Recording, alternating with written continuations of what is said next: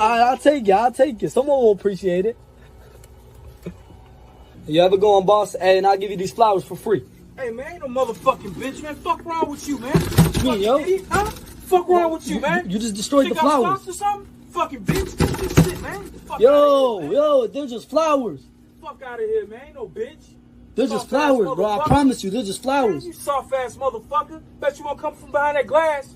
What you mean? I'm just saying, they're flowers. There's nothing wrong with them. What the fuck wrong with you, man? Why are you getting so pressed over flowers? I paid for motherfucking flowers, man. I paid for my fucking Snickers, man. Fuck wrong with you? Alright. It's just a flower. Nah, bro. You don't want it? Nah. Okay. Change is a bag. You have a blessed day, my brother. And you can have these flowers. Because I'm feeling generous today. Some flowers? Yeah. What the fuck I need some flowers for? What you need some flowers for? Yeah. I'm just feeling good today. I'm giving my customers flowers. You think I'm a bitch or something, bro? I don't need no fucking flowers, bro. What you mean, I bro? don't need no fucking flowers, bro. I'm good, bro. Why you so mad about just some flowers? Bro, I'm going home to my female, bro. I don't need no fucking flowers, bro. Oh, so you think... Get some bullshit ass flowers, bro. Alright. My bad, bro. My bad, bro. Yeah, we good. But you look like you're having a bad day. Yeah, you can have these. Wow. I don't know what's going on with that, folks. I mean, geez. Yeah, what that has to do with, what do you think? What does that have to do with the House of the Dragon? What was I thinking with that? Yeah, that's what I'm starting to ask. Well, hey, you know what? That's the convenience store. That's the convenience store outside of the town. Yeah, they have those in the House of the Dragons universe from whatever the fuck it is. I can't even remember what date it is. They call it the 812. Yes. Yeah. That's right. I appreciate that, Renee. Thank you. Hey, folks, what's going on? MCU's Bleeding Edge, Sunday edition. Late, but live. Again, with like all my equipment for the most part working, unless all of a sudden the shit just drops all of a sudden. You never know, right? But either way, folks, we are actually doing a male-female 50-50 two-person crew here. So like, I mean, I'm moderating or whatever, but basically this is an equal deal, right? Because I'm an equality kind of guy with women and men. So here I am with Loki's mom, Renee, from the Podcast of Champions, sakara.freeforms.net, a frequent and regular and valuable contributor and guest on the MCU'S Bleeding Edge YouTube channel and podcast. And Renee, are you feeling very equal right now as we're on the screen, like split in half and everything? Do you feel 50-50 with me?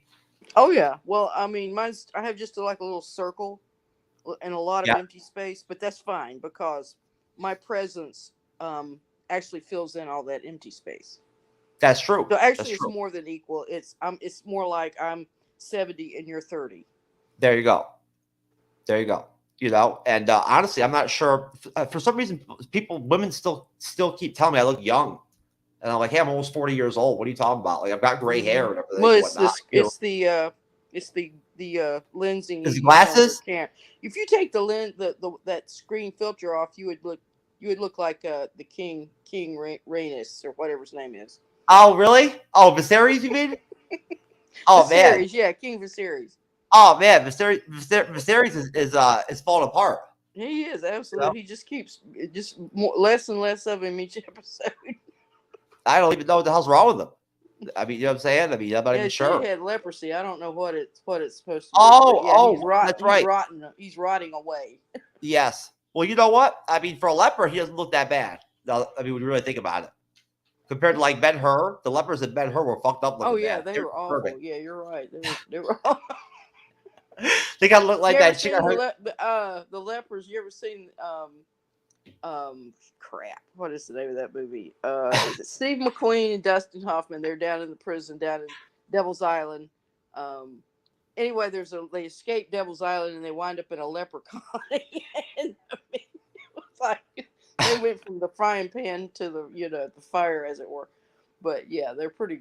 But yeah, I don't know how lepers actually look. I guess they don't look that bad now. It's still a disease, though. I know they still. If you're blind like Charlie Cox Daredevil, you don't even care.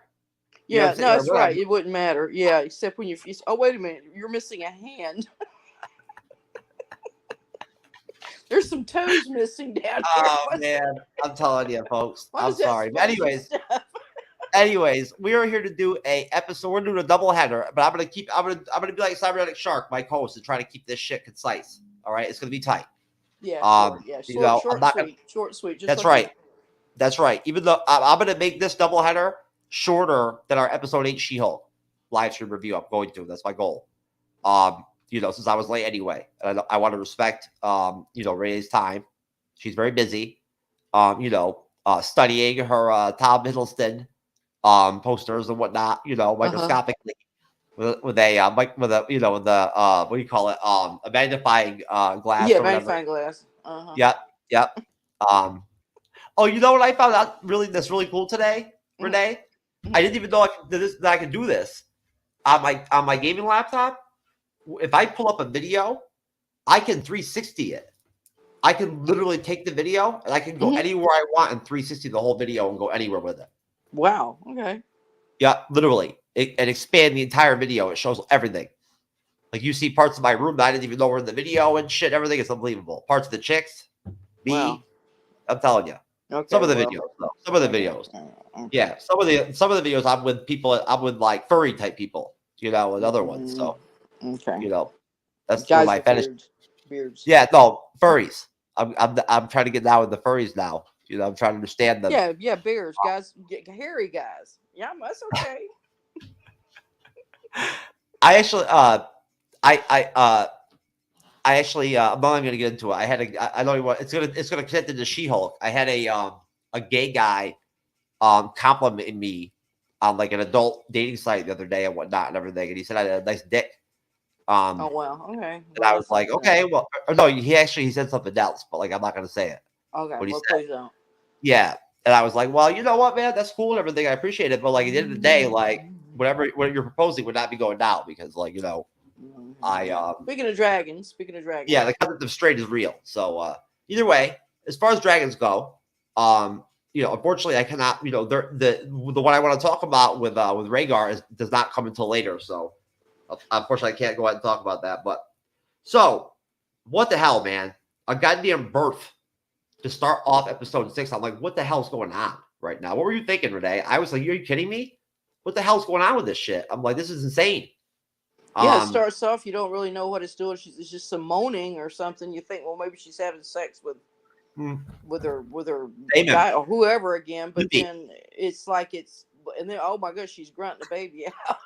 And then she's got 2 more also already, and one that's like 10 years old, and one. Oh, and she popped that baby out like a champ. Yeah, I tell you, she didn't have a problem. She got up and walked, carried that baby upstairs. That's right. No drugs or nothing. You know, no. What do you call it? What is that shot called? Man, Jesus, it's been a long time. Epidural. There you go. It's been a long time since my kids were born. That's how old I am. Yeah. But yeah, no epidural for her. No, hell no. She was up walking and chilling and like whatnot, hanging out. You know, like what up? Nah. Honestly, folks, it was crazy. The time jump was insane. 10 years, a decade. You know, I'm trying to think of a show ever that I've ever watched, a TV show where they literally had a 10-year time jump like that from episode to episode. And I can't think of one, to be honest with you. I've seen flashbacks and stuff like that and whatnot, but not like a 10-year time jump. Like in a episode, you know, episode by episode series. But either way. Yeah. So yeah, I mean, they'll do it like historical miniseries. Yeah, something like this. No, not like that. No, we knew this was coming. Like, you know what I'm saying? You don't have to be a like massive Game of Thrones fan. You don't have to know like the entire, you know, detail of the premise of the conflict of the House of the Dragon and whatnot to understand that, like, you know, for the most part, what the hell's going on to some extent. At least I feel like it. And overall, the only thing that confused me was the kids. That kind of threw me off a little bit. It did. I knew that was Rhaenyra right from jump. I was like, oh, okay. You know, I'd seen the actress too that plays her, the older Rhaenyra. Yeah, so they matched. I thought they matched up the younger actress and the older actress, which I can't think of their names right now. But let's see, Olivia Cook. Yeah, no, and Emily Carey. Okay, she plays the adult Alicent, and Emily Carey played the teenager, and then Emma Darcy plays the adult Rhaenyra, and Millie Alcock played the teenager. Yes, and you know what? Mhm. I actually heard that that they may do another series and actually go back and use the Millie Alcock Mhm. Rhaenyra in another series, like a spinoff, Okay. and Okay. focus and feature her and go back in time. You know what I'm Maybe her saying? To back to like, adventures. She has some adventures yeah, yeah. I in mean, between. honestly, yeah. I don't want to go. I don't want to go off topic, but this is like, in the like Game of Thrones, House of the Dragons, HBO, deal universe. They're proposing a bunch of different spinoffs. I've heard all kinds of rumors. I mean, they already said they're going to do a Jon Snow, like forward on Jon Snow like story. They're going to carry it on beyond Game of Thrones. Uh-huh. Not a prequel, but an actual like future Jon Snow. Of course, who was like, I think everybody knows was like basically the main character of him and Daenerys of Game of Thrones. Mhm. But no, I mean they proposed a bunch of different stuff. You know that at one point before the House of the Dragon, HBO was actually going to do the Long Night, the first Long Night, which is essentially like the war between like the like human beings or men versus like the dead, like the Walking Dead, like the zombie army. We talked about that, remember? Yeah. Like in the deep north, there's these like there's the Night King, and they're like these almost like magical type, like almost creatures that are like hell bent on evil. They bring darkness with them everywhere they go. Okay. Like Everywhere they dark go, elves everything or goes something. black. Yeah. Yes, everywhere they go, everything goes black, like immediately. It's Mhm. insane.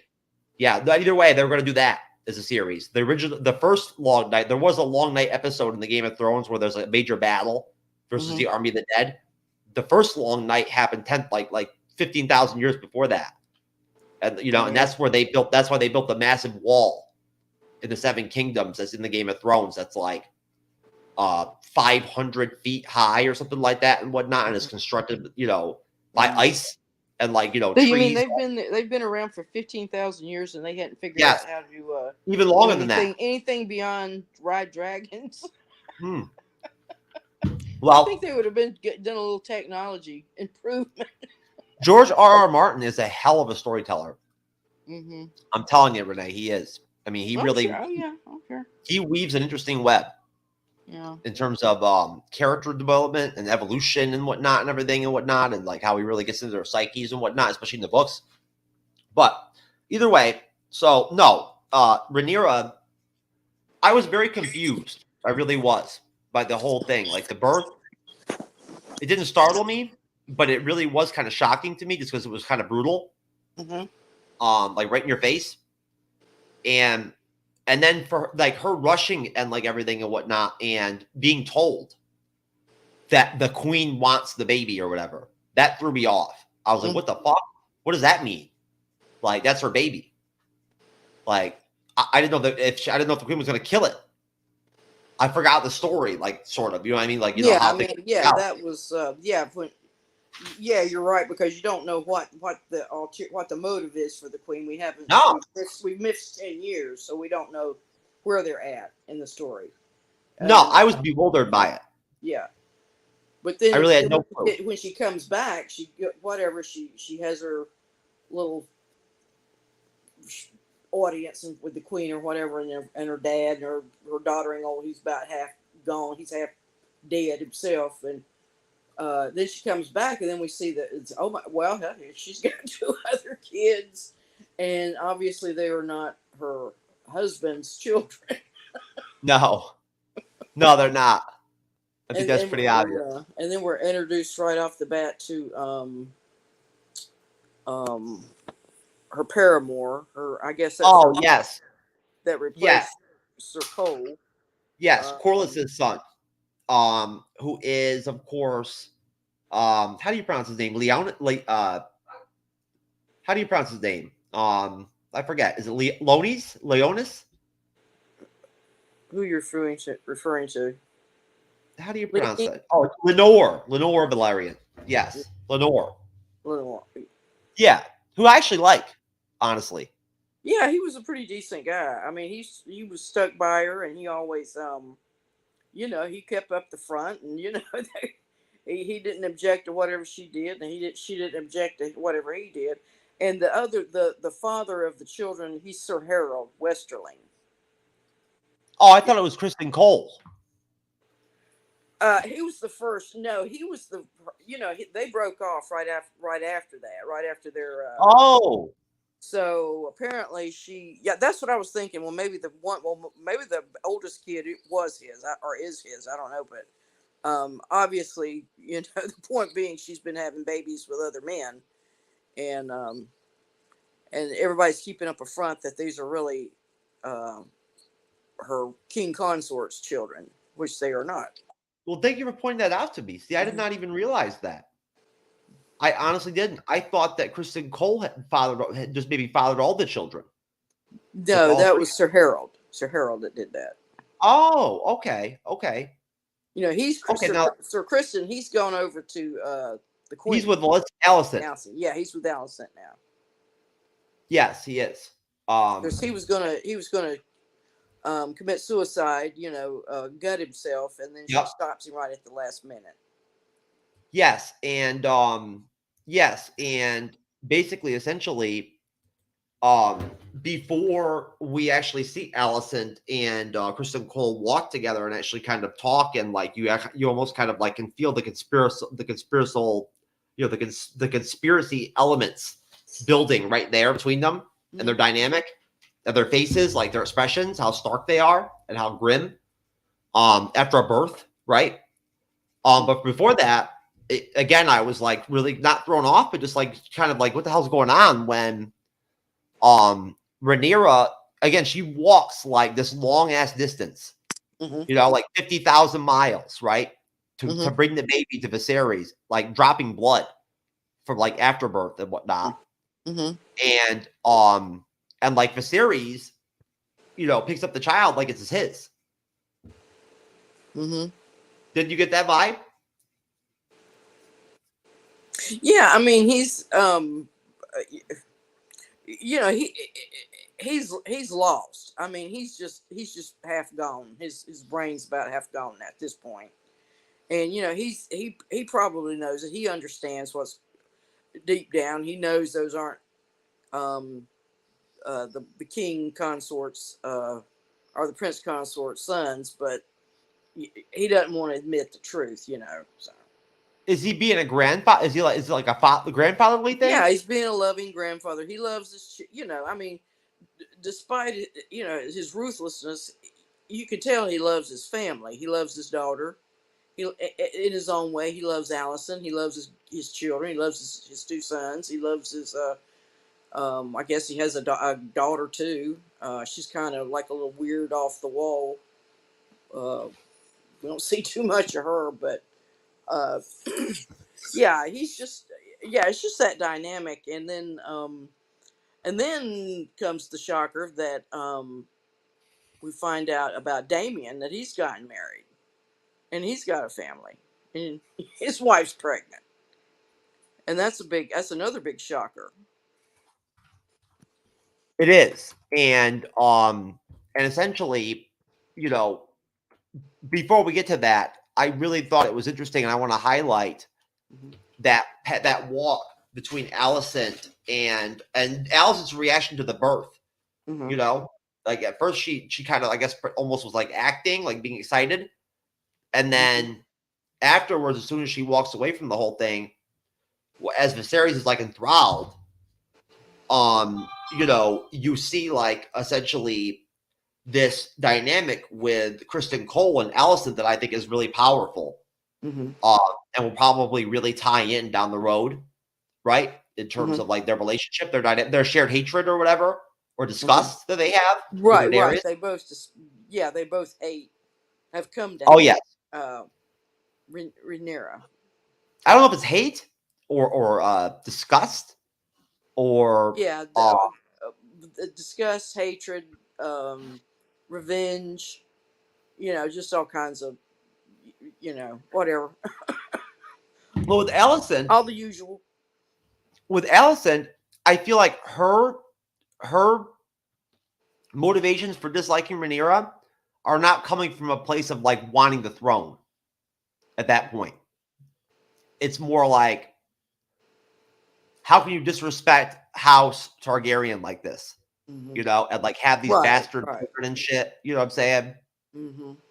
You know, like, you know, have sex with Kristen Cole, ruin his freaking like night ship or whatever and whatnot. You know, to the point where he's going to commit suicide. Mm-hmm. You know, and of course he's like, I mean, he's essentially like depressed. Like he's like a broken man. Mm-hmm. I mean, I can't even imagine where he's at after 10 years. You know, Rhaenyra like spurned him when he like was like, you know, let's take off and just disappear. You know, I guess I'd have to imagine that'd be pretty impactful. Mm-hmm. You know, being spurned like that. But so the queen, Alicent, of course, is the queen. You know, essentially, you know, looks a lot different, of course, she does. And I like the actress that plays her too, I do. But the dynamic between you know, Lenore and Rhaenyra, I found really appealing. And we'll talk about that in episode 7 too, Renee. But Mm-hmm. what did you think of that dynamic? What did you think of their rapport? You know, like when they carried on and we saw them like highlighted together in the beginning with the birth, and then after that. Yeah, I mean, the worry's there for both of them. I mean, you know, the whatever feelings they have for each other, I don't know if they're still there. You know, as they had as young girls, but you know, I don't think that's there anymore. Like I think you're right. She's Allison is just yeah. She puts more store into the morals and the morality of Yes. what's being done, and you know. And also, you know, she feels like she has a perfect right. Her sons have a perfect right to be, or her son, her oldest son, has a perfect right to be the next king. You know, he's the son of the king, and so she's coming from that standpoint. And but you know, she's not. You know, she gets when I think who's the guy that and I'm jumping ahead toward the end of the episode because we see the ruthlessness being played out. Harold, the father of the three children and the newborn, uh, he's done away with. I mean, somebody. It looks like the guy with the I guess he's the advisor to the queen. He has the club foot. He's the Oh yes, the yeah son of yeah. That's his yeah, brother. That is that is uh, the uncle of these children now. He's the brother, and the father of Sir Harold Westerling is the hand who replaced Lord Hightower. yes, So yes. yeah, that's the dynamics going on. And so at the end, it, kind of blow through it a little bit quickly to get so we can get on to the, you know, kind of keep this shorter. But um, You're talking about the father of the Lannister sons. yeah, You're thinking of yeah. yeah, The whole thing is finally it's just gotten. It keeps going on, and then Allison starts badgering the king about it, about the you know obviously look at these kids. Look, these are not what's his name? Like, gosh, I wish I could remember their own names. They're all Y's and R's uh, and S's and things like that. Uh, Lenore, Lenore. Lenore. I will just call him Lenore. Yeah, Prince Lenore's. These are not his kids, you know, and yada yada. And of course, even his dad's sort of denying it. Also, I mean, he's wanting it because he wants Yes, these to be his grandkids, and he's willing yes, to go along with it. He said, "Well, you know, what difference does it make? You know, they'll have the name, and you know, and the name will continue at least." Um, and then we find out they ban the hand, the guy's Sir Harold's dad, and he sends his son back to the castle, the home castle, and then that's when he dies in a really bad fire. so, so that yes, eliminates that problem, you know, right there. yes, And yes. And we do and we and late and as we you know, as we go on here, And as always, folks, and I just want to go ahead and shout out everybody out there, of course, on all the different platforms that we live on and whatnot. We're not on Rumble tonight, unfortunately, just because I was having problems with Rumble, sadly, after the hurricane and whatnot and stuff. I have some issues with some of my stuff, but at least I'm recording. But either way, shout out to everybody that ends up watching. We get the majority of our views, like our legit, tangible views on YouTube from people watching the videos after they come out.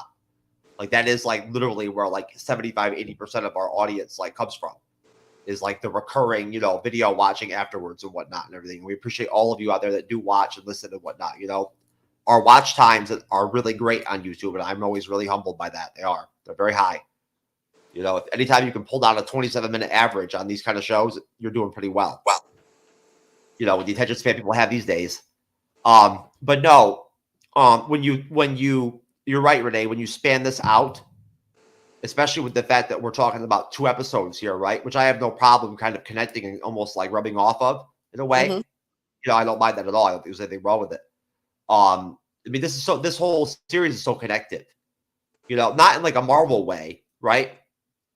In like a interweavenness, right? Interwovenness, right? With all these different side relationships and everything, and side characters, secondary characters, that have purposes. Some don't, I guess, almost. Some are more valuable than others. But there also is a scene after the birth, where you see Otto Hightower talk to Alicent, and he's kind of almost gone into like villainous mode at this point in the series, like sinister mode. Right? I mean, no, like, of course we understand his motivations. Well, yeah, things have the birth of this third baby, I think, has brought things to a head. I mean, people have just they've had it. Their tempers are. I guess that's maybe why she wanted to see the baby right off the bat, to see if it had white hair and not dark hair. So that because we wondered why did she want to see it. We didn't really know. We kind of thought she had maybe more sinister reasons, but that's probably why she wanted to see it. See, I feel like he's playing her, Otto. I feel like he's playing Alicent at times. Like he's playing like he was back in power. He sees that the current hand is he's in a bad spot, and he should have been advising the king better up till now, and he hasn't, and things have gotten out of hand. So he sees his way of getting back in. So you're talking about Lionel Strong, of course, Lord of Harrenhal, yes. Yeah. Master of Laws, King Viserys Targaryen, when he replaces Otto Hightower. The Master of Laws. Yes. No. What do you think of Otto Hightower? Like his influence. Well, yeah, I mean, I think he's very capable. I mean, he's ruthless. He's Machiavellian. He's going to do whatever it takes to win, and he's going to do it in a smart and cunning way. He's not going to go, rushing in the way Prince Daemon would. Yeah, I mean, he's going to start pulling some strings. He sees the king's fallen. It's going to, of course, I think we thought he died 10 years ago, but he's lingered on for 10 years. Bless his heart. And, well, you know what? Honestly, Renee, the fact that Hightower's alive is just another indication of how weak Viserys is. Right, exactly. If this was one of the older Targaryen rulers, he'd be dead. Right, but he gave it, but because that's his wife's father, that's his soft spot, gave into it. Yes, but no, the other Targaryen rulers after Viserys were like no joke. I mean, they would kill. They were ruthless. Compared to Viserys. Viserys is very, very like almost soft in a way. He doesn't like conflict. And he's coming into a place where, as ruler, he's following up a Targaryen king that ruled a very, very long stretch of peace and prosperity. Yeah, Aegon the Great or something. Yes. Aegon Targaryen, yes, and he ruled for a long time with nothing but peace and prosperity. And so he wants to continue that peace, that prosperity. You know, that's all he cares about. He hates conflict, doesn't want war, doesn't want conflict.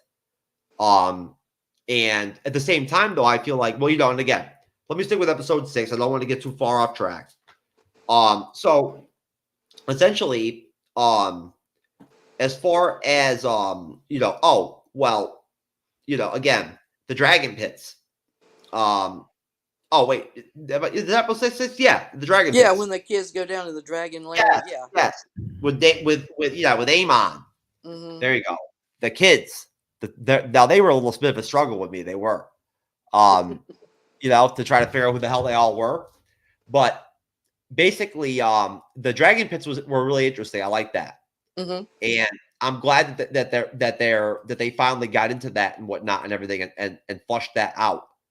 Because I feel like the dragons have been kind of like almost missing a little bit in the series, right? Yeah, they haven't. Yeah, I mean, I was expecting more dragon. Yes, and I know that was definitely like probably one of the highlights for you were the dragons, right? Yep. Yes, and so basically we're introduced in the dragons. I think mostly, not all the children, not all 8 of them.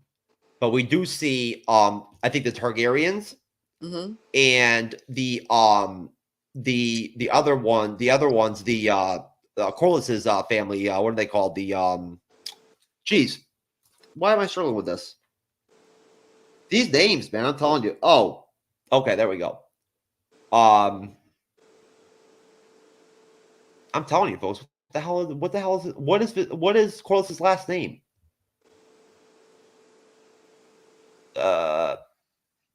Valerian. There we go. All right. Jacaerys, Lucerys, and of course the baby. I think we see the baby. Do we see the baby in episode 7 or 6? Renee, Joffrey. Which baby? Joffrey, the third Valerian baby. But yeah, we see that. Yeah, that's the baby that comes out in episode 6. Okay. There you go. Now, we see Aegon, Aemon, and, well, we don't see Helena in the pits, but we see Aegon and Aemon, Targaryen. Aegon, of course, is Viserys' eldest son. The first one the king had with Alicent. And essentially, the sister, of course, is Helena Targaryen. Yeah, and basically, we have Jacaerys, Lucerys, and Joffrey Valerian. They're all in the pits. And I'm trying to remember. Do you remember what the name was of that like young dragon in the pits? No, I don't remember. What was it? Either way, there was actual trainer who I believe probably almost came from like the old Valyrian, like, you know, area and whatnot, probably, if anything. I imagine a dragon trainer is probably really in demand, you know, like, you know, honestly, like, you know, with the whole fall of Valyria. But basically, you know, we get the dragon pit scene. We get the whole dynamic with the inner relationships between the kids, which is that's a whole other layer, Renee, is their relationships, their dynamics, their tension that's there, right? Between the kids. Where they're aware of of like the realities, right, of what's going on. Yeah, they're vicious kids. Those kids were raised to be vicious. I mean, Yes. There was a couple episodes back where they rigging in this young kid to vie for Princess Rhaenyra's hand, and he gets in a fight with another kid, and then he winds up killing the kid. You know, it's like they're vicious. Then you brutal people. Oh yeah, and then you see, I think it was you see who was it? Aemon jerking off out that window. Oh God, no, that was Aegon. Aegon, yes, Aegon, that was the oldest kid. Yeah, masturbating outside the window or whatever and whatnot. Oh God, and then Rhaenyra talks to him. Yeah, and you realize that like he's been playing the whole time. Yeah, he's just an idiot. You know, He's evil. He is. Yeah, he Yeah. is. He's sinister. Yeah. They play a prank on Amon, telling him that they got him a dragon, but presenting him with a pig. Yeah, I remember that now. The pig strapped with fox wings. And the queen is not having it. Confronts Viserys about the larger issue of who fathered Rhaenyra's children. And that was powerful. I have raised this matter before, and you have forbade me to speak of it, so I held my tongue, she tells Viserys. To have one child like that is a mistake. To have 3 is an insult to the throne, to you, to the House Velaryon, and the match you battled so hard to make for her. And Viserys says the consequences of an allegation like the one you toy at would be dire. Do not speak of this again. That was intense. That surprised me. That that Viserys talking to Alicent like that. I mean, we've never seen him threaten her like that. Yeah, I don't think so. No, and that surprised me. That he was that, he set her straight like that. But then again, I mean, that's the thing about this series, right? It's not stereotypical. These dynamics are not your typical relationships. You see what I'm saying, Renee? Viserys is a very complicated character. So is Alicent in a way. And no, so basically, yeah, she's definitely matured. She was. Oh yes. Yeah, she was a little feckless when she was younger, but then she started learning fast. Oh yes. Yes, most definitely. And the Rhaenyra and Aegon conversation I thought was really interesting. Like her parenting almost, like her talking to him and being like, you got to stop playing these games,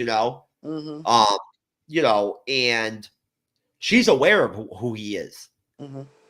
And like what he's about. She knows. We did see a dragon flying with Daemon and that chick. Who the hell is she? Lenora. Yes. And that was a great shot with them both on the dragons together. That was a really cool scene. I like that. They were almost like practicing in a way, or just having like a free fly.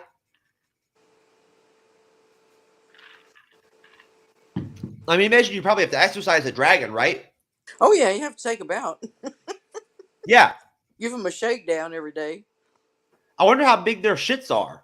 Yeah, well, maybe they don't shit. Maybe that's part of their I would think that shit would go right back into their fuel. Well, Vagar, when he shits, must be massive. I'm sorry. No, they have to have their crap inside of them to fuel their fire. So they don't shit. But now they probably eat. They eat like sons. Oh, that's the thing, though. They do a couple of herd of sheep a day. Well, yes. Now that doesn't make any sense logically. Then they do eat. I know that. In the books they eat. Like I'm saying, like I'm just that. I guessing know that they don't take a crap. I'm just guessing. No, they do. They do. They just don't show us. This isn't like the Deadwood series where the Wild West on HBO and there was like everywhere. You know what I mean? Yeah. Like all the horses are like rolling through them and everything and whatnot. But no. So the title of episode 6 was The Princess and the Queen, and I think that's very interesting because we do see Alicent and Rhaenyra interact, and again, I think this is probably, you tell me, Renee, where that 10-year time jump is really intense because it's like, wow, so much time has passed. It makes you think, like, what is going on in this dynamic in all this time? Yeah, I guess it jumped. It went ahead and got to the point. I mean, it was like there was really kind of a long build up to. I guess it's what 3 or 4 more episodes to go, and it's still, but there was like a long build up to that big time jump, and then and like I say, as jarring as it is, I think it probably did cut out a lot of the, apparently Damien and Lenore, they met. Remember they were dancing there at the end of the horrible wedding scene where Kristen's beating uh, Leon's Prince. I can't think of his Yeah. Prince Leon's lover up, pounding his face in, and they're dancing away. And apparently they fell in love and got married, and had 3 kids, or had 2 anyway.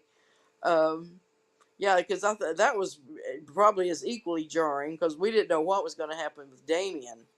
I mean, he kind of like, well, now what's up with him? He was like just biding his time, or what? What's he going to do? And so it looks like that's what he's been doing. He was apparently he and his wife, his lady wife, and their dragons have been defending Lord Pinto's plantation or whatever, and so that's where they've been living all this time.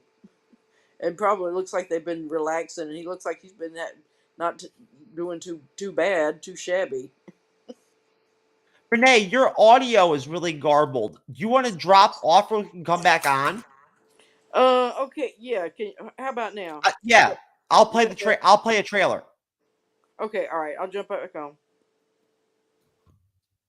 War is afoot.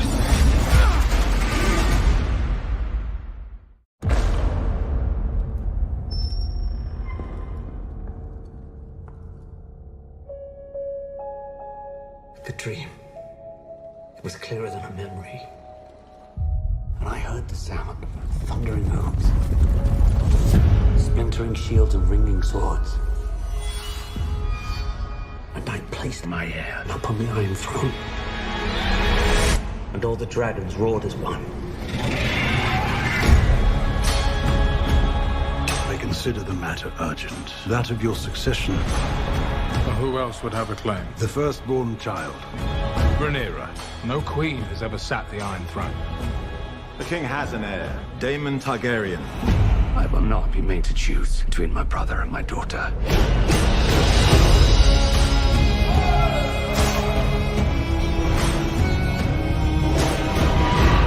Rhaenyra's succession will be challenged. Knives will come out. You are the king.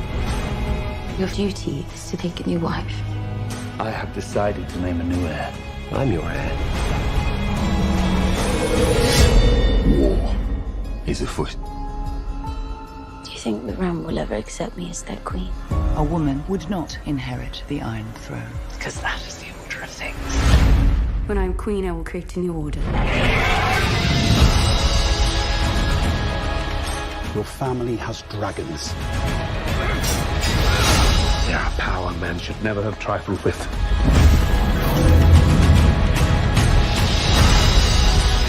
If Rhaenyra comes into power, she can cut off any challenge to her succession. I am to inherit the Iron Throne. She will block my way. Our hearts remain as one. Oh, our hearts were never one. Have you never imagined yourself on the Iron Throne?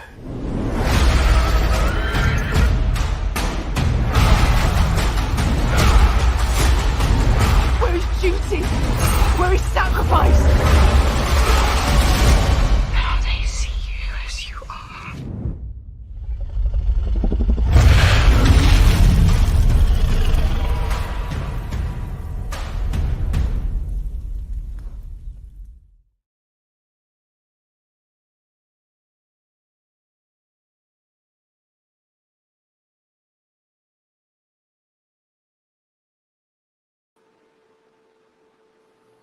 There we go. Okay. Oh, you sound better, Renee. Oh, okay, good. You do. No. I'm Okay. feeling So, better, anyways, too. folks. Oh no. We're still have a little bit of trouble with it. What the hell? What is going on these days? I'm telling you. No, you're good, Renee. Okay. No, you're just a little bit garbled. I'm not sure. I can't tell if it's on my end or if it's on your end or what. I can't tell.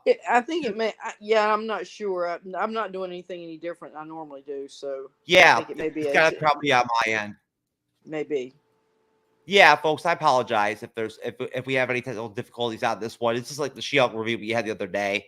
Over here, with the hurricane hitting us down here in Southwest Florida, stuff is really sort of like really kind of all over the place right now down here. It's very disorientated, very, very disjointed, I guess, in a way. Stuff's not completely, there's still people that don't have power, believe it or not. People who have older homes down here that don't have the upgraded electrical transformers and whatnot and everything are still without power. Mm-hmm. And that's rough because we're talking about like a week plus now of that, and that is not fun. And God bless all of them right now. That's rough. Yeah. God bless my family. But yeah, my sister and my parents have been out, like, giving them water and gasoline and everything and whatnot. The houses around in our neighborhood that still have generators and everything. Mm-hmm. But as far as episode 6 goes, as we're talking about, House of the Dragon, HBOmax, The Princess of the Queen, pretty much, Renee, I mean, once we get past, as we talked about the kids, Rhaenyra talking, to was it Aegon or that was masturbating? Yeah, Aegon. Yeah, and that whole deal.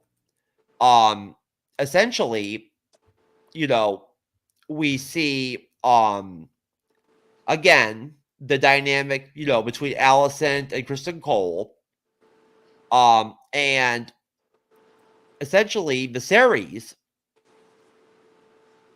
is hoping to answer, essentially there's a scene with him and Lionel, and with Viserys, you can see that, like, the 10 years have taken a toll on him. Renee and I talked about this in the studio. He has leprosy or whatever he has going on. He's not crippled, but he's obviously very debilitated. Is his hand basically gone in episode 6? It looks like it. Yeah, it looks like he keeps it covered or keeps it. We don't really see his. I guess it's his left arm. We don't really see much of it. Yeah, and I'm not even sure why I guess that's how leprosy works, right? Yeah, but yeah, it just parts of the body just die off and fall off. Yes. Yeah, like rot. Yeah. Or it has to be cut off, put it that way. Yeah. Yeah. And basically Queen Alicent essentially after Queen Alicent and Crystal Cole, we do get the scene where we basically have the kids being trained, very Game of Thrones like, in armor, in like half armor. They're being taught like basic sword skills essentially, and the Sir Kristen Cole, I believe, is the instructor. Jacaerys goes one-on-one with Aegon, and Sir Kristen kind of coaches Aegon. Harwin shouts advice to Prince Jacaerys, and Harwin ends up stepping in when Jacaerys is down, and Cole shouts for Aegon to strike him with a big old blow. Viserys watches and is like proud and and then concerned, of course, by like what happens. Your interest in a princeling's training is quite unusual, Commander. Most men would only have that emotion for a cousin or a brother or a son. That was very powerful, I thought, Renee. Oh yeah, it was. Yeah, oh yeah, he's confronting. He's in a without saying it, he's accusing Harold of being the father of these boys. Yes, of course. Right in front of the king. Oh yeah, and essentially, Harwin tackles Cole to the ground, beats him bloody, gets pulled off, and Rhaenyra, finds out about the incident, meets with Harwin, eavesdrops on the king and the hand, and essentially, your intimacy with the Princess Rhaenyra is an offense that could mean exile and death for you, for her, for the children. Lord Strong berates his son. People have eyes, boy. Yes, Grace the king, it seems, will not accept what his eyes see. Which I think is interesting. And that flushes out in episode 7, of course, Renee. The fact that essentially almost everybody, right, knows that those aren't pure blood Targaryens. Right, yeah, everybody knows. Yeah, everybody in the kingdom knows. But nobody's saying anything. Everybody's, whistling in the dark, as it were. No, and again, Viserys, it's not that Viserys is stupid, I don't think. It's just that he just wants peace. He wants his dream, right? Yeah. Let's just all keep going like we are and pretend and whatever. And he has that dream of that, he keeps building that model in his bedroom. Oh yeah. Yeah, that's his interest, is that he keeps dreaming about that, and he's just lost in his own fantasy. And there you go. And you know what, Renee? That just brings back the poignancy of that scene with Alicent in front of the fire when he was drunk. Mm-hmm. Right? And he revealed how that dream affected him, and how he's like prayed for it to come back. Mm-hmm. Ever since. Yeah. I feel like, looking back, Renee, you tell me, I feel like that episode was the most powerful episode of what we've seen so far. In terms of, like, from a perspective of Viserys' personal conflict, right? The weight, right, on him. Right. Yeah. A man with his deep feelings, his compassion and empathy is saddled with having to rule, this where you have to do what you have to do. The nastier the better sometimes. It seems like that. Yes. That's how they look at it. That's their culture or their society. But yeah, and one thing I'll tell you right now, Renee, is that it's very different than Game of Thrones. Is that in Game of Thrones, they actually get into like the litigation, the logistics of ruling. They show that, right? They show the meetings, the inner circle, everything and whatnot. That's a big part of the series. In House of the Dragon, you don't really see Viserys rule very much. I mean, he's always ruling, right? But you get what I'm saying? Right. He had always he didn't like how back in the first part, if you remember, there was trouble in the kingdom, and this was when Damien was still in charge of some things, and he goes out and just starts butchering people. The whole thing. Bring 10 men forward and kill them, and if that don't stop them, bring 10. That type of idea. Yeah, using the gold cloaks or whatever and whatnot, like almost like the city police or whatever, almost. Yeah. And then that was the king. He didn't like that. He wanted to be the benevolent king, the beloved king. Like his ancestor. Who was this great. Pax, whatever it is, Pax House of Dragon, whatever the name of their, or Westeros, whatever the name of their kingdom is. Westeros. Yeah. And like I say, he's a fool. He's just a fool about it. Maybe in the beginning he could have done it, but he let his heart, and he wound up, had he never married Alicent and never had any more children, then that would have solved the problem right there. They're very lucky. The Viserys is very lucky that like there aren't any major conflicts going on or whatever, because I don't know how well he'd do. Right. Yeah. I mean, it seems like the people in there's not a lot of uprising or anything going on among the people that they've talked about. So yeah, he must be doing a pretty good he's job not. And he's certainly no military leader either. Mm-hmm. But he's giving the people. Let's put it. He's giving the people what they want. If they want theater out in the street, he gives them that. That type of stuff. Or if they want, games or jousting tournaments, they do that. Yes, and you know what? I think that you tell me, Renee. If you try to parallel or mirror, right, like a She-Hulk Disney Plus series versus like this, right? Mm-hmm. What would you say? What words would you use to describe the differences in terms of other than the fact that obviously this is an adult, themed dramatic series, right? Which is of course right up my alley. Right. Well, they ground they do ground their narrative in basically what probably did things that did go on back in the Middle Ages and that period. They didn't have the they didn't have the dragons and they didn't have the magic and all that. It was that even though they believed in that stuff, they really didn't have it. And of course, the smart people knew that even way back then. So they were the ones who took over and ran things.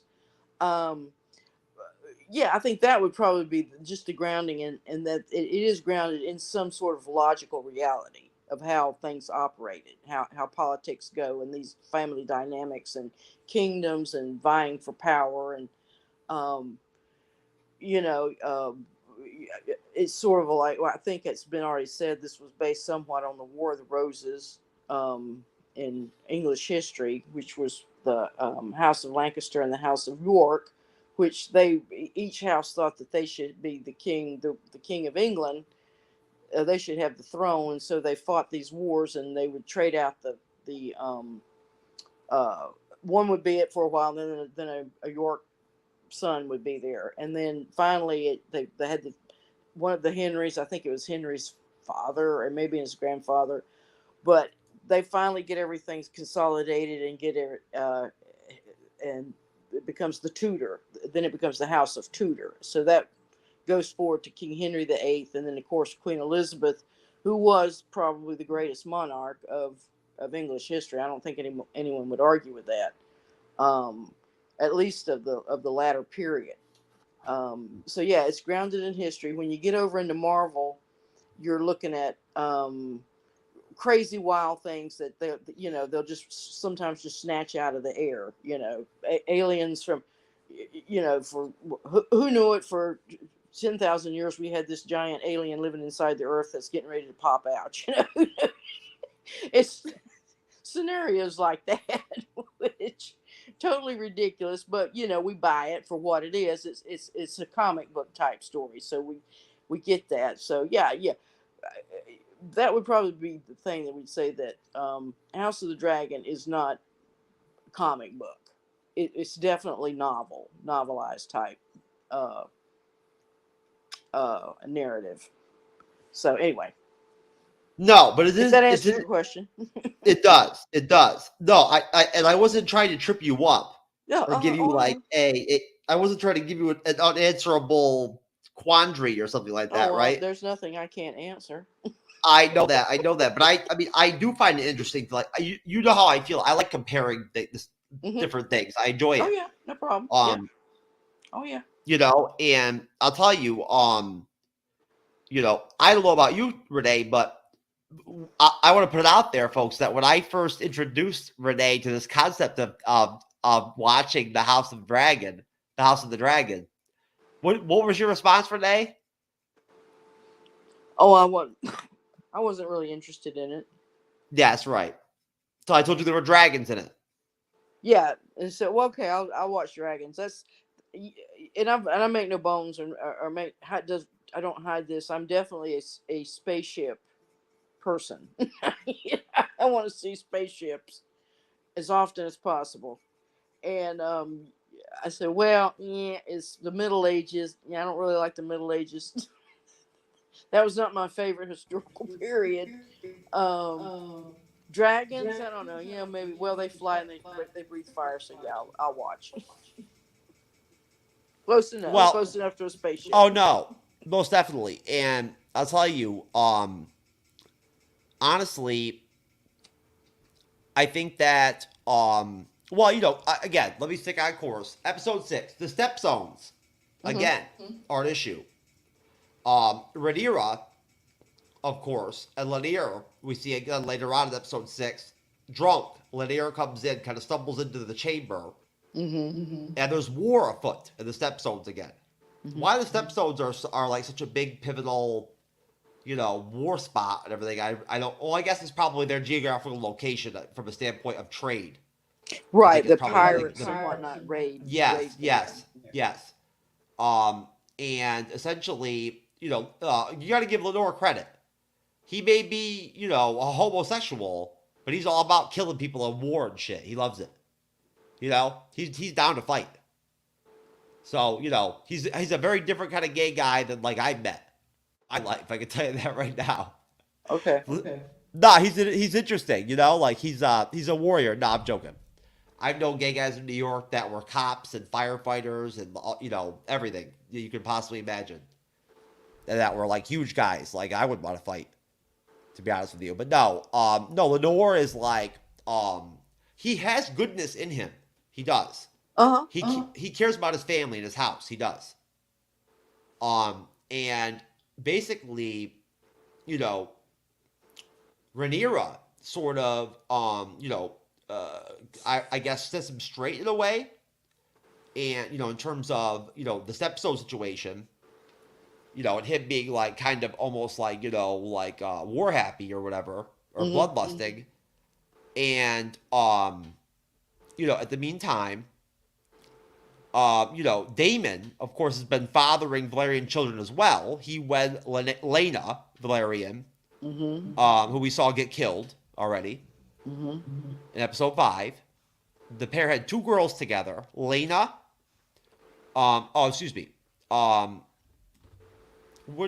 me see, which ones are the Daemon's kids? Let's see here. I've got them right here. Hold on. I apologize, folks. There's a lot of shit going on here in the House of the Dragons. So, come on now.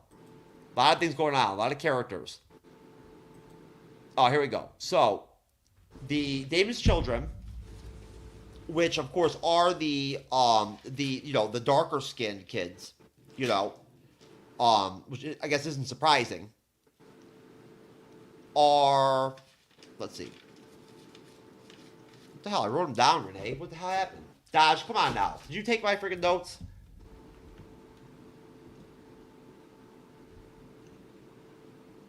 Okay.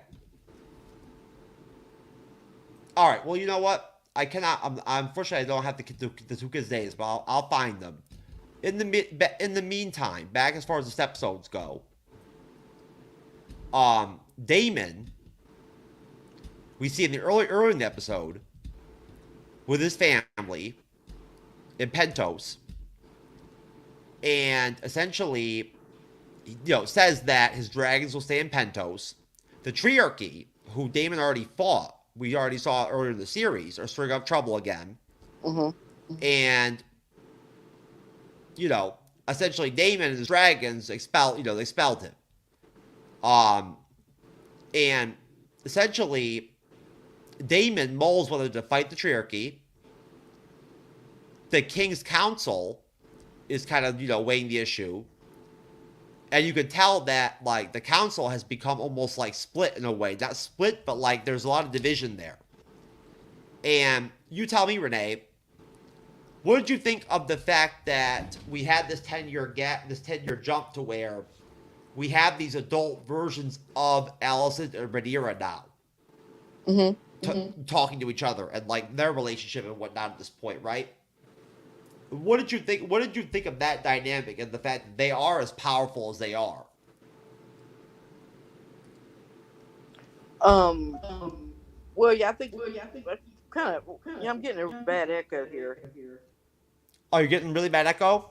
Yeah. Okay, I think I fixed it. Okay. Yeah, that sounds better. Yeah, so I pretty much covered. I thought, with I think their dynamic pretty much. We saw it there in that very opening scene where she takes the baby up to Alicent. I think that's, that shows her will and her determination that she's going to keep going with this farce or whatever as long as she has to. And then we see Alicent. She's had enough of it, and so I think it's coming to that. Like I said, whatever affection, whatever love they had for each other, I think that's totally gone now, and we won't see any of that coming back. Or, I think they're both ruthless women at this point. I'd agree, and I think there's different motivations there. Oh, You got a dip by 10, Renee? I got you on that, Renee. Mhm. We could talk in the private chat, folks. Renee and I have our own telepathic connection.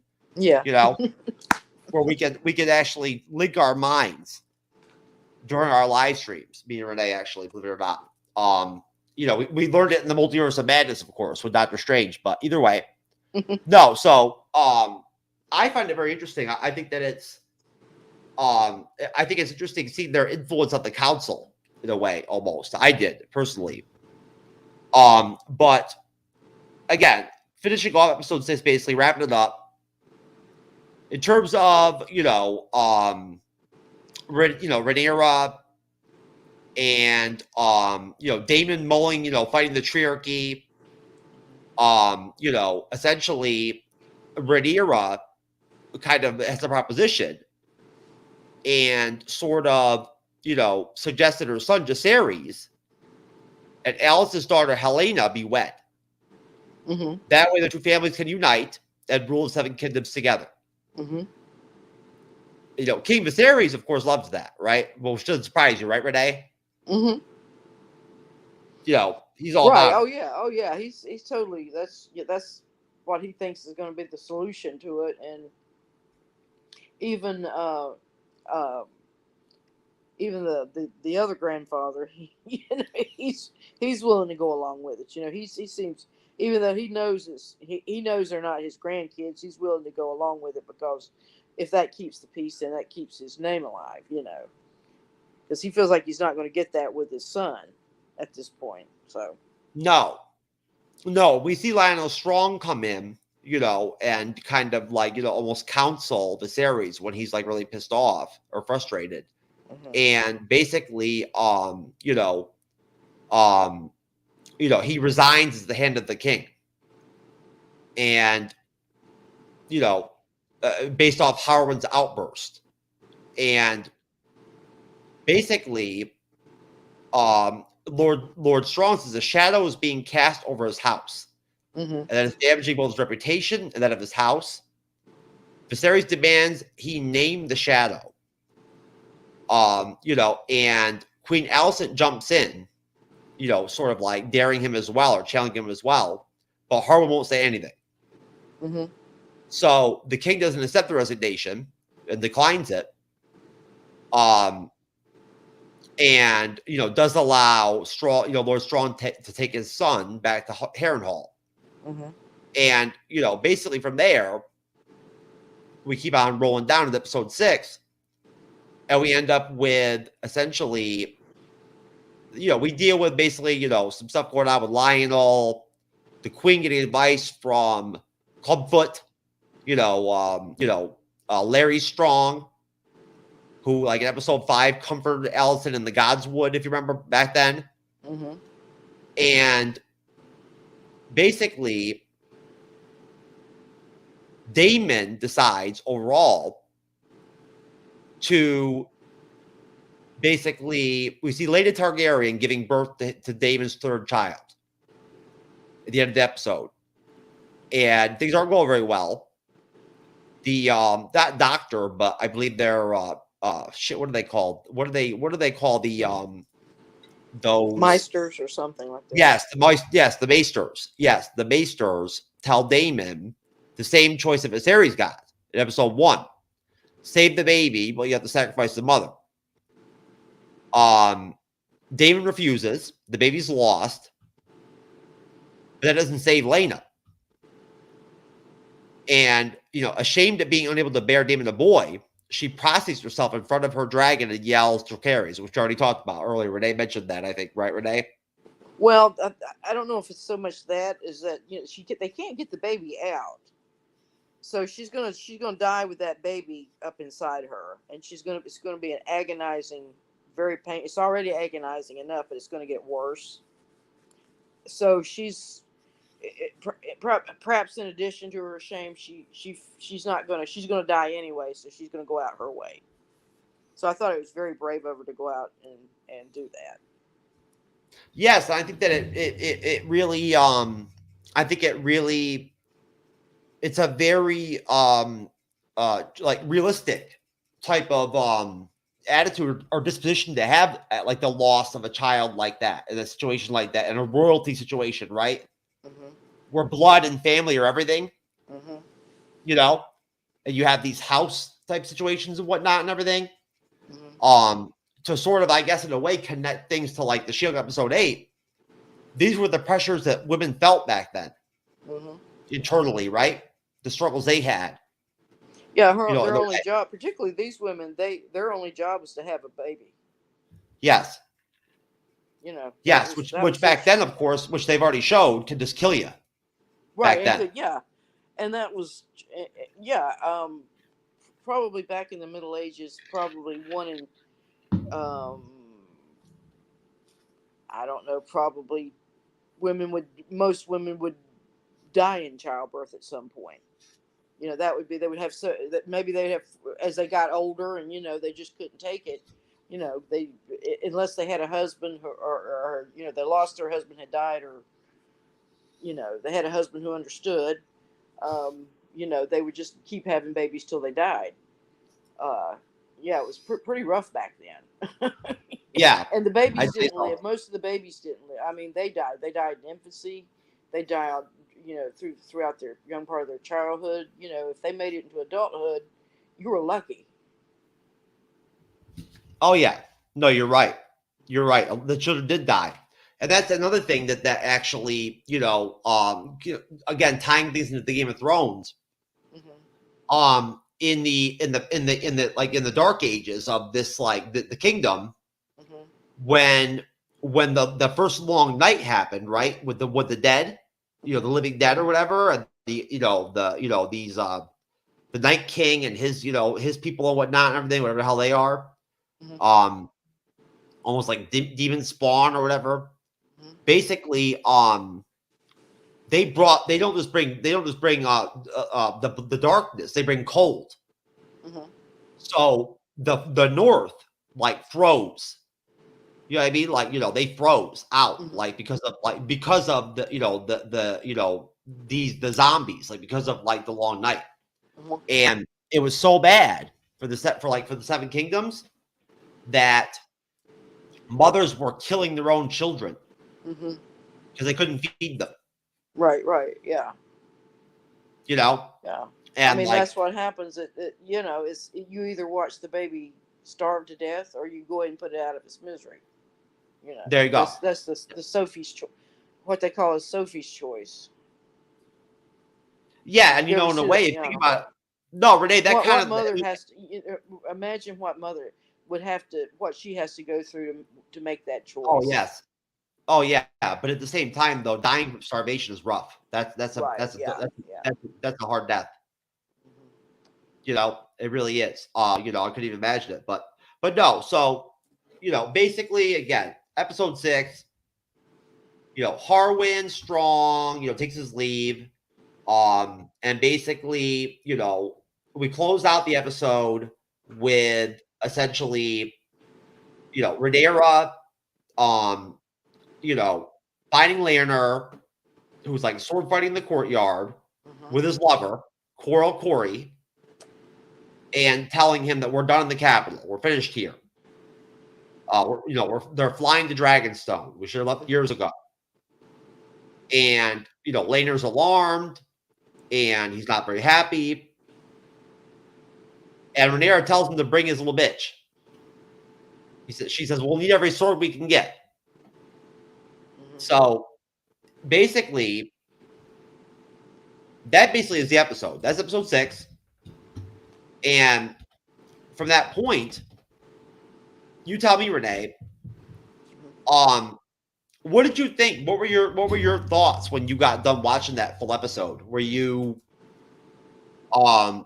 did you feel like the episode flushed everything out to where the 10-year time jump didn't really blow you away? You understood the gist of things and whatnot? Yeah, I didn't have any problem following. I think they did a really good job of letting the viewer know where we were all at in the story.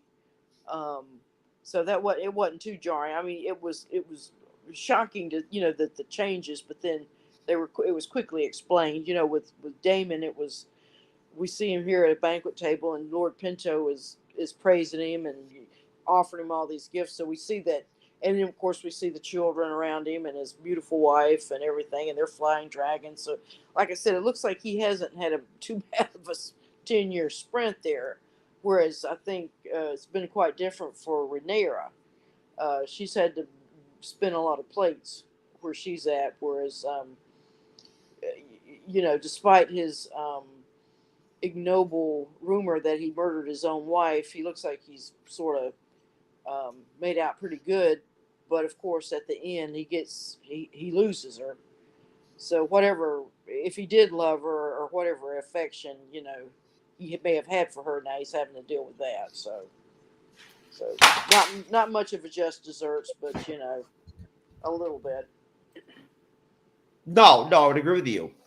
And honestly, Renee, I think, I don't know how you feel about it, but you've got to dip at 10 anyway. Why don't we go ahead and call it at episode 5? Well, we don't have to do the full double header. We're already at 1 hour and 16 minutes. Mm-hmm. Why don't we go ahead and call it? And Okay. hey, you know what? Have an earlier night, I guess. You have to work tonight? Yeah, I'm going to go in. I have a little place I work at. I'm going to go in at 11. So. Well, there you go. That'll give you a little bit more time to, get high, and chill, right? With your time listening poker. There you go. A little bit. But no, folks. No, episode 6 was very interesting. I mean, I'll tell you right now. It's a lot of. There's a lot of questions. You wonder. They're putting so much of this conflict out so quickly. Mm-hmm. Where do they go with this? Is there going to be a season 2? Are they going to flush the whole thing out? I don't think it's possible. From my understanding of the whole actual conflict and how things end up being resolved, like how things play out in the this entire House of the Dragon saga, there's not enough room left. There's not enough episodes left to finish this off. There isn't. There's a lot left. There's a lot of fighting and war and battles and we have what, Renee? I think that what are there 10 episodes of this show?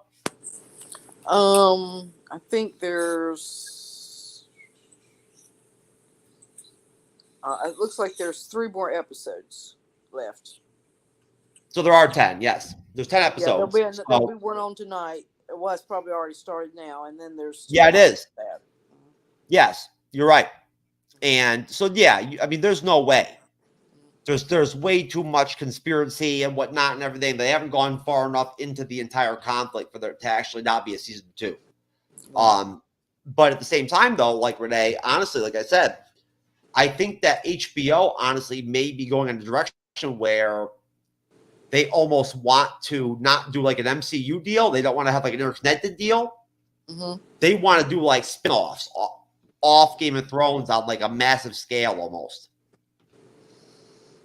And sort of almost, well, if it's working for them, if it's working for them, why not? They're, that's people like the series and they're tuning in, and that gets people to subscribe. You know how they get people, and I'm the same way. I'll look at a Showtime or something for a while, and then I've seen everything on it, so then I'll just jump the subscription for put it on hold, and then something will come along, and I think I'll go back and look at that. So that's how they get people back on, I guess, or with these big tentpole series.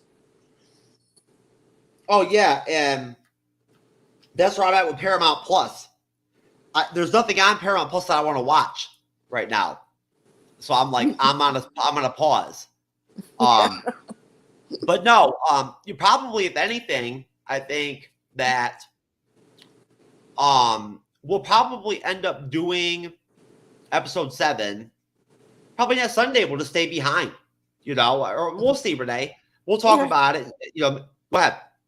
No, go ahead. Yeah, that's fine. That's fine. I was gonna say, we'll see what happens. Maybe we'll do a special, sort of whatever, throw it in there, kind of review or whatever. Mm-hmm. But honestly, these episodes take a lot to talk about. There's a lot that goes on. There's a lot of details. There's a lot of characters that we talked already about, Renee. I mean, there's so many names, it's hard to keep track of them. Yeah, that's. I need to at some point write all those names down. I've got them written down. Just have them on a legal pad in front of me. Yeah, I mean, I got ghosts or something. Like they took my shit. I don't know what happened. They're trying to fuck me up, I guess. I don't even know. The ghost of the hurricane. I have no idea. Either way, folks. We will be back on Sunday, either reviewing episode 7 or 8, something, House of the Dragon. And now what we'll do after that on Sundays, I have no clue. I honestly don't. That is a discussion that I'm going to have with Renee, with Cyber, and some of our other guests and whatnot. But I will tell you that the MCU's Bleeding Edge YouTube channel and podcast is definitely going to continue going in a direction where we're not going to be afraid to cover other content that's not Marvel related, bottom line. Whether it's DCU or DCEU or, more comic book stuff, which, Cyber and I actually talked about today.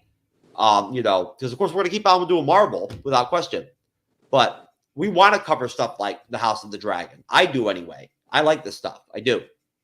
I know you do. I mean, you like it too, Renee, right? You like this kind of serious like fare. Oh yeah. It's a nice change. Mm-hmm. But either way, folks, listen. God bless everybody down here in Southwest Florida that's been affected by the hurricane. God bless those of you that don't have power still, that obviously can't watch us anyway. So, hey, you're not in the audience. So, obviously, I'm not talking to you. Bless you anyway. You're here in spirit. There we go. It's not fun to not have air conditioning down here, folks. I can tell you that right now. It's still pretty hot down here, even in October. But Renee, thank you very much for being here. I appreciate it. Mm-hmm.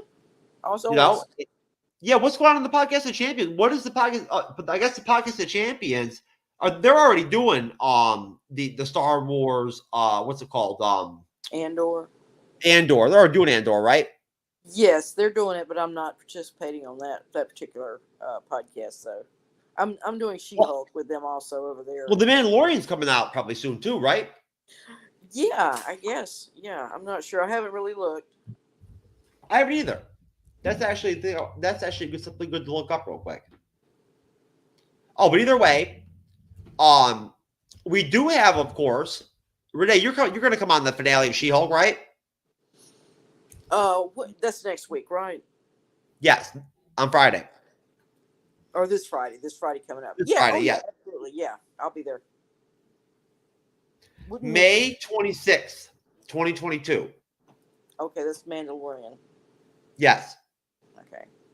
That's a guess, though. May already happened. So, yeah, that's not real.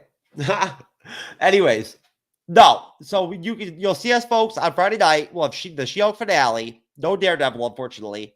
So I guess Titanium's gonna be back. Probably. We'll have to see. Maybe we should actually be able to fight this time. I don't know. Or maybe there'll be some more scumbag guys, or who knows. We'll be doing Lord of the Rings, the Rings of Power, Wednesday evening at 9:35 p.m. Eastern. Shout out to Cyber Night Shark, my co-host, and shout out to all of our great guests. Shout out to Jasmine, who did a great job on the episode 8 She-Hulk finale, the episode 8 review. Jasmine did a great job. Thank you to Jasmine, and thank you to Bob for all the the help he gave us and whatnot on the House of the Dragon for his involvement with She-Hulk. Shout out to Bob, LVP. Thank you, Bob. And look for Renee, for Cyber, myself, Jeff S, for the MCU's Bleeding Edge. We'll see you next time. Take care. And, try to make sure that you're nice to everybody, okay? Bye, folks.